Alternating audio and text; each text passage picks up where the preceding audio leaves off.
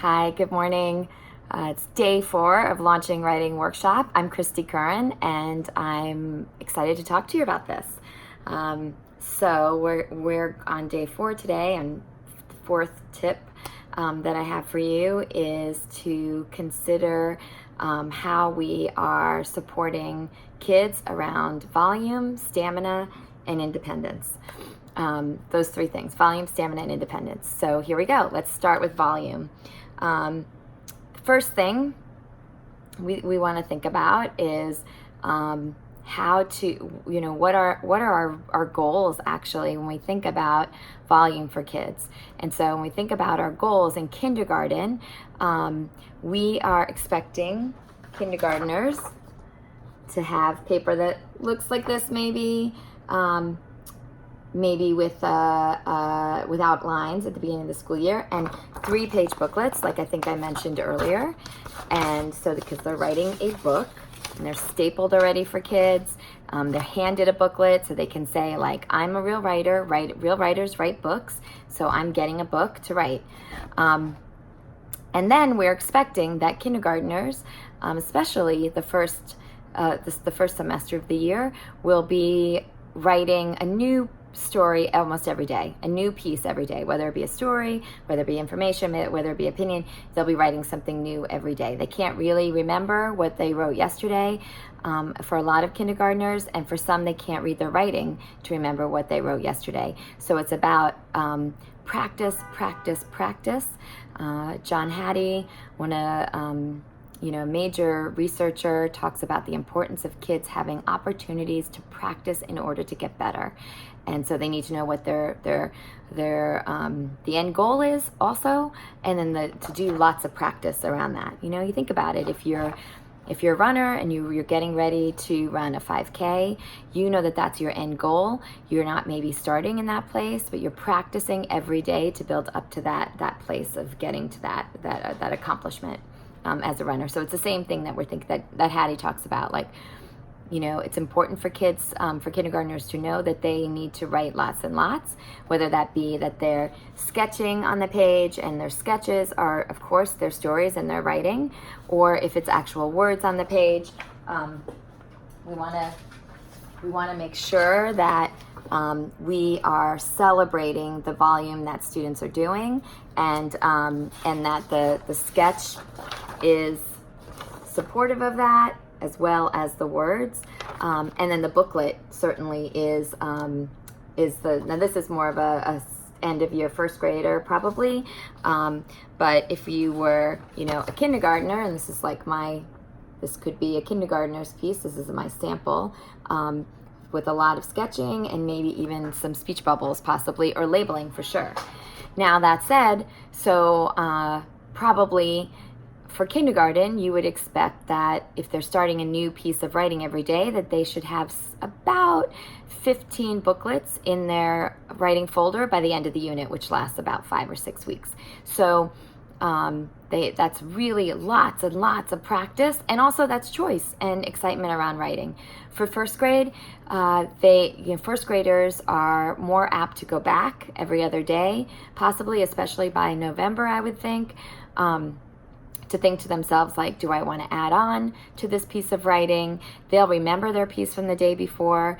They'll be able to read it back from the day before. So for first grade, you'll have less. You might have somewhere between 9 to 15 pieces, depending on the level of the writer, by the end of your unit. And then for second grade, even less than that, because kids will go back and work on a piece maybe 1 or 2 days across a week. So they may have anywhere between 2 to 4 pieces a week. And then you think about that across your 5 to 6 weeks, that would equal somewhere between 6 and 12 booklets for that unit. because near the end of the unit, you're getting kids to sort of, which we'll talk about more tomorrow about the writing process. You'll get kids to select a piece that they want to do some revision and editing work around, and that's when the volume might go down a little bit. Although they'll still possibly start new pieces in the midst of that, and we want to encourage that for writers as well. So these are just it's a ballpark number, but I think it's important to know as a teacher that if I have a second grader who only has 2 or 3 pieces by the end of the unit, that's not enough volume. And they're thinking more about product than process, which again, we're going to emphasize more tomorrow, where that's all of tomorrow's tip is going to be about the writing process and the importance of that process. Like Hattie says, practice, practice, practice, and process is so much about the journey. And we want kids to know that it's so much about the journey, and it's also about growth and excitement around growth versus perfection. And I do it once and it's done and that's it and I got it. So that's the other reason why volume is so important, and to be celebrating volume and to be encouraging volume when we're launching the first unit and getting that up and going immediately. And that being a big emphasis, and then empowering kids to turn that over to them and set goals for themselves around how many pieces, how much writing they want to do, and within a week even. And even we'll talk later in the week about partnerships, even pushing that over and empowering partners to really help their partner achieve those goals, and checking in the writing folder, looking at how many words or looking how many booklets they have. And then in second grade, like counting words, that can be really helpful, and to increase that volume around words. Now, of course, when we're thinking about volume and we're trying to increase volume, sometimes the quality of the writing goes down. We'll want to also emphasize that with children as well. We don't want them to just elaborate just to elaborate. So we want to, emphasize that when we're elaborating, we're doing something intentional, whether we're adding dialogue or internal thinking or action or setting to stretch out that moment, or whether we're thinking to ourselves, like, in the heart of the story, this is where we're really going to add extra in this way.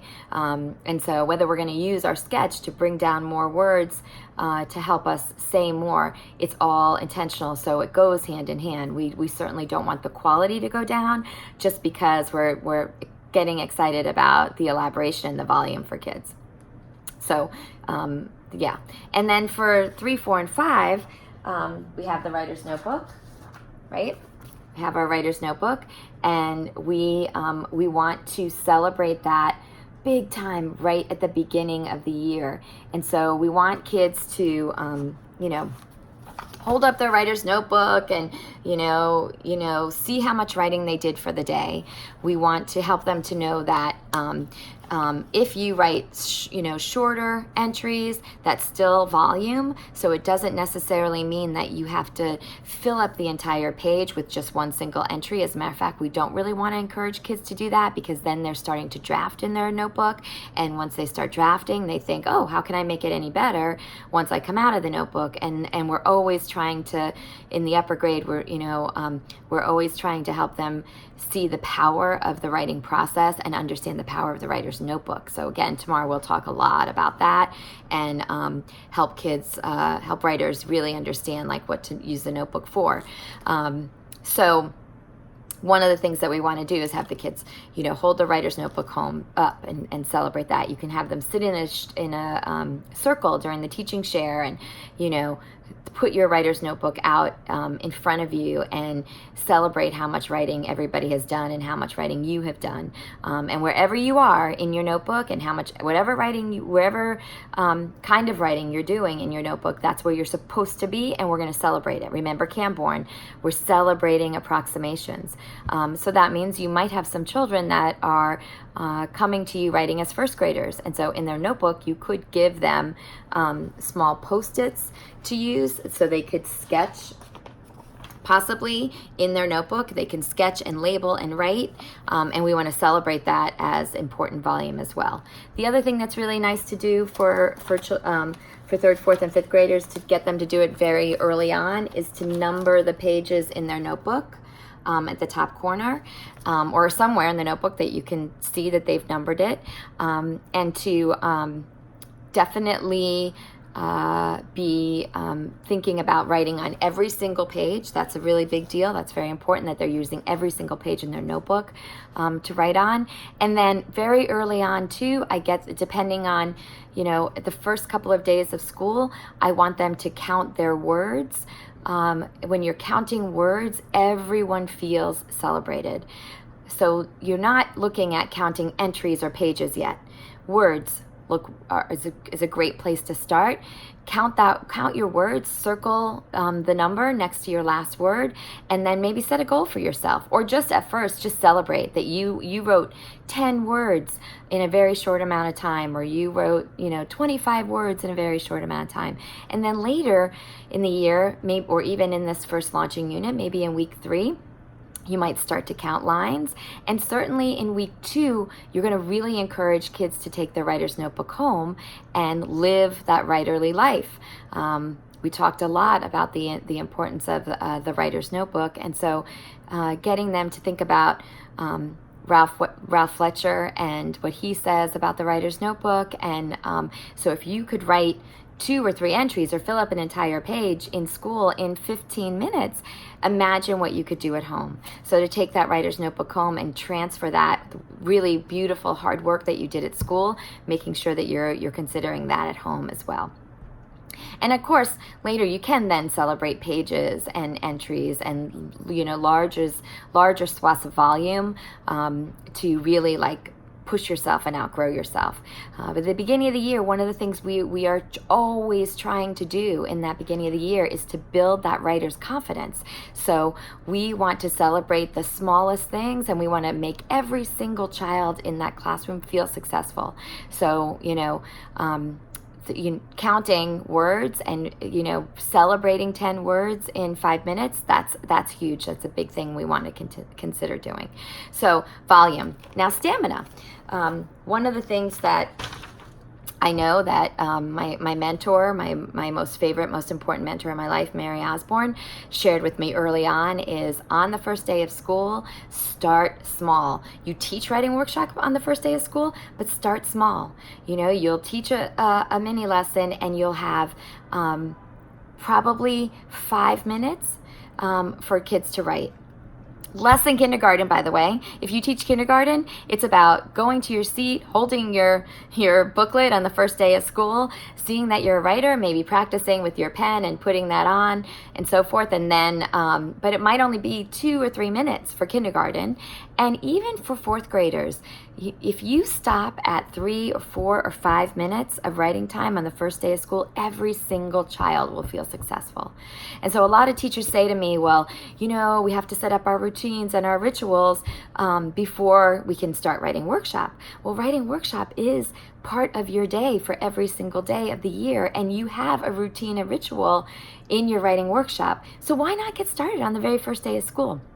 You're only going to do it for 5 minutes, so that leaves you plenty of time to take care of the other things that you're wanting to take care of on that very first day of school. You have like a 7-minute mini lesson. You send your 4th graders off to write for 3, 4, 5 minutes, and then you bring them back and you celebrate how many words they have, or how they all had pen to paper and were so engaged in their writing, and everybody wrote. And that's one thing you want to start always from the positive instead of the deficit. If you said to even your 4th graders on the first day of school, we're going to write for 30 minutes on the very first day of school, you would have people shut down. I work with teachers every summer in writing institutes, and when I ask them to write, many teachers lose stamina after 10 or 15 minutes. It's not easy. So it's just like running. We need to build it over time, get used to this thing happening every day at 9 o'clock in the morning or whenever you have your writer's workshop. And but having it at the same time every day is helpful, so kids know that this is when we're going to write, and them getting lots of practice with pen to paper and heart and brain, and like that, building that muscle over time and feeling successful on the very first day, and then increasing that success every single day. And so one of the things that many teachers do is they have charts up that are stamina charts, and they bring those out possibly in the teaching share to really make a big fuss about, like, look at this, we wrote for 6 minutes today. I wonder if tomorrow we can write for 7 minutes. And even before you send them off in a bit of writing, you can say, what do you think? Should we set the timer? Lots of teachers, like on the smartboard, they have their music playing and they set their timer, and they'll ask the kids, like, how long do you want the timer to go today? But one thing to think about is you will have kids that will say 20 minutes on day 5, and you want to reel them in and pull them back and say, yesterday we did 6 minutes. 20 minutes is like, whoo, I don't know if I could last for 20 minutes. So let's be realistic, because once you get to that 20-minute mark and you have, 3 or 4 kids that are not writing at 20 minutes, and they're starting to talk and become disengaged and getting other kids disengaged, you have to pull it back. And so it's better if you can start small and gradually grow that volume every day, so that everybody feels successful, and for you to be like really, getting to know your writers these first few weeks, so you can really see who are the kids that need to feel that success, that need to feel like, oh, I never saw myself as a writer, and now I'm seeing myself as a writer. So, really paying attention to different ways that you see kids keeping themselves going, whether it be that they are stopping and looking at a chart, whether it be that they're thinking for a few minutes before they get started, whether it be that they're looking at another writer's notebook and they're getting ideas, whether it be that they are listening to you as you go and confer to a writer that sits next to them. Make it known that these are strategies that writers use, and that it's really important that we honor them in the classroom. So it's not our job, it's our job to get right in and get started writing, whatever that looks like for you, and you are paying attention to your writing process. So what it looks like for someone else might not be what it looks like for you. It's not your job as a writer to say, that person's not writing. They're looking around the room. That might be their writing process, and that might be the way that they're getting started for the day. And we want them to be independent, so we want them to get started on their own.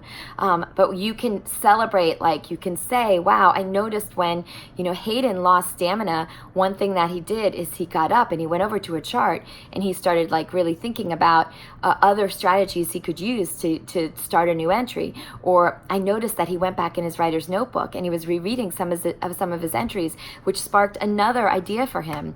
So these are things like, especially if you have a Hayden. I had a Hayden, so special to me, could catch any football that I threw to him and scored a touchdown.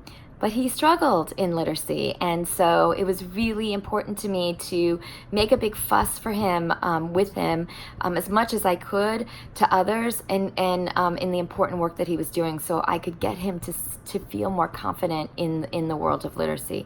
So I would say things like, wow, writers, can I just stop you for a second? Maybe during the mid-workshop interruption. Maybe when you have a mid-workshop interruption, when you've reached about 10 minutes in stamina, and you stop and you say, writers, I just have to stop you, and I have to